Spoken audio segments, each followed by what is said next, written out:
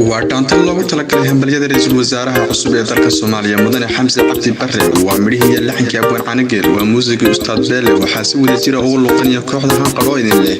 dambi kuma hadana Xamse Daacad badal hogaamiye looga helay dulqaad waxaan si gaar ah ugu mahadnaqaynaa xildhibaan Shukri Maxamed Xareed oo kaalin weyn ku leh isku dubridka hambaliyada madaxda qaranka